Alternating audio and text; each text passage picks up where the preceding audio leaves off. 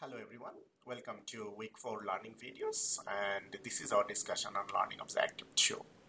The simplest asset allocation decision is the allocation between a risky and risk-free assets, and in this learning objective we examine capital allocation calculations based on asset allocation decision. So many investors are faced with the asset allocation decision across asset classes. Here potential asset classes we consider are a risky asset and a risk-free asset. For risk-free assets, we might consider government bonds or bank bills, for example, and for risky assets, we might consider this to be some sort of equity portfolio. So for now, in this particular case, we are going to consider that we have three potential assets. We have BHP shares and Foster's Group shares. Those will combinedly make up our risky portfolio. And we have got bank bills, which is our risk-free assets. We are going to call P the portfolio of risky assets, which is the combination of BHP and Foster's Group share. And when we are now going to take the weighting of BHP and Foster's Group share in this portfolio. In the security selection decision, we decide how to weight those assets, and we leave that for future learning objectives. For now, we just imagine that W1 is the weight in BHP shares. Hence, 1 minus W1 is the weight of our risky portfolio in Foster's Group. So our complete portfolio C, after engaging our asset allocation decision, comprises an amount Y, which is here, invested in our risky portfolio, and 1 minus Y invested in the risk-free asset. And remembering that risky portfolio P is a combination of BHP shares and Foster's Group shares. Now, the first thing we need to note here is that the asset allocation decision and security selection decision are actually independent to each other. So, changing security selection does not need to change our asset allocation. So, why is that? Well, I can change the weighting here, W1, so that will change the allocation to individual securities. However, I can make this change without having an impact on Y. So the asset allocation and security selection decisions are independent to each other. We can explain this using this numeric example. Let's imagine that we currently have 70% of our wealth invested in risky portfolio and 30% invested in risk-free assets. Let's imagine that $210,000 that are invested in risky portfolio, we have got 54% goes into BHP shares and 46% goes into Foster's Group shares. Now, how Y is up here? This is our asset allocation decision. This is the proportion invested across asset class. And W is what our security selection decision is, because within the equities asset class, that's the weighting of each security and that we have selected there.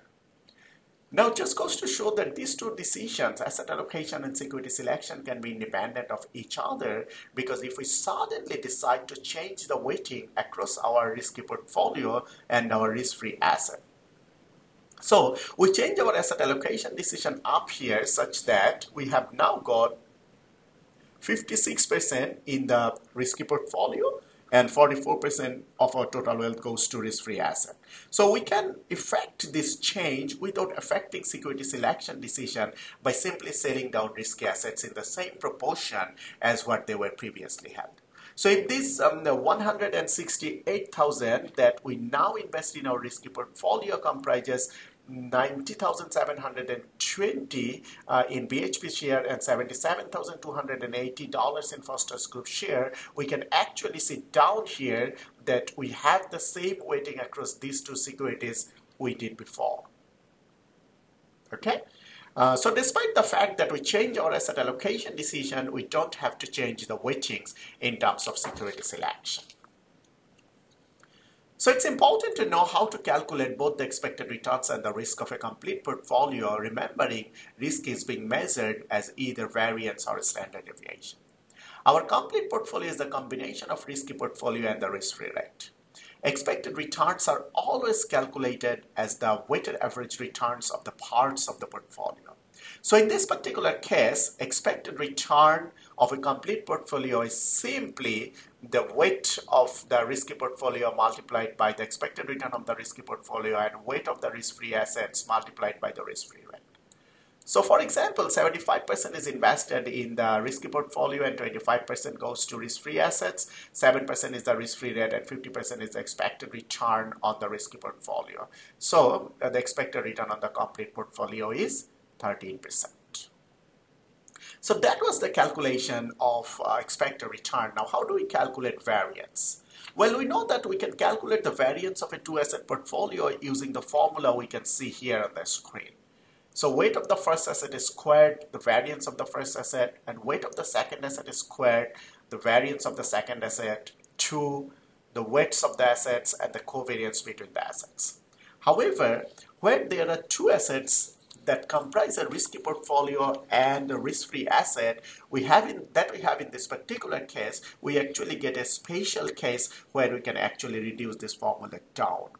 Because we know that the risk or the standard deviation of returns of risk-free asset is 0 by definition because it is risk-free. So the standard deviation of risk-free asset is 0, that make this part 0. And the standard deviation of the risk-free asset is 0, so this part also turns into 0. As a result, the standard deviation of complete portfolio is simply weight of the risky portfolio and the standard deviation of the risky portfolio. If you look at this formula, 75% is invested in the risky portfolio, and let's say 22% is the standard deviation of the risky portfolio. So standard deviation of the complete portfolio is 0.165. We can also think of the same thing when we look at the capital allocation decision with leverage. If we could assume that we can borrow and invest at the risk-free rate of return. When we have leverage, all that means is that we have a negative weighting in our risk-free rate. Negative weighting means we are basically borrowing more money at the risk-free rate and investing more than 100% of our wealth in the risky portfolio. So let's say in that particular case, the proportion invested in risky portfolio is 1.5. That means we are investing 150% of our initial wealth in a risky portfolio. How do we fund that? We fund it by borrowing at the risk-free rate. So we have got a weighting of minus 0.5 for the risk-free asset. Remembering our weights always have to sum to 1. We can see here 1.5 minus 0.5 sums to 1. Now from before, we said that return on the risk-free asset was 7% and the expected return on the risky portfolio was 15%. So with this different example, we can see that we can calculate the expected return of the complete portfolio, which is now 19%. So we can see that's higher than our previous example, which was 13%. So we see that using leverage increases the expected return of our portfolio. However, we know that using leverage not only increases expected returns, that also should increase risk. For example, if we calculate the standard deviation of our complete portfolio here, 1.5 is the proportion of our wealth goes to risky portfolio, and 22% is the standard deviation of the complete portfolio. So standard deviation of the complete portfolio now is 0.33, which is almost twice compared to our previous example, which was 0.165.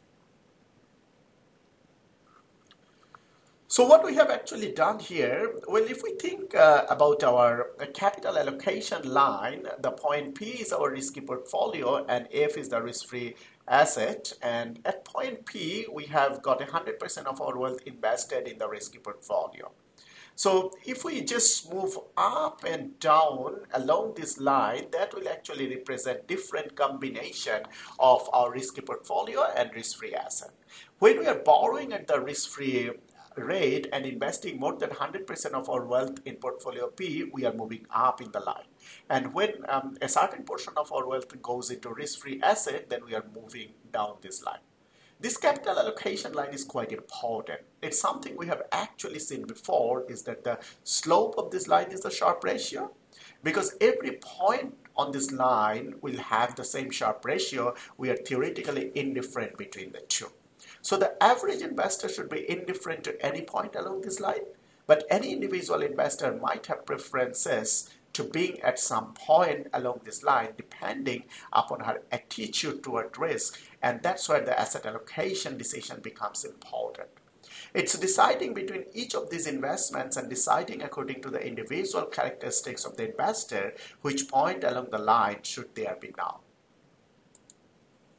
One final point to note that thus far we have looked at a theoretical example where we have said that we can both borrow and invest at the risk-free rate of interest. However, more realistically, we know that the interest rate at we can borrow may be higher than interest rate at we can invest.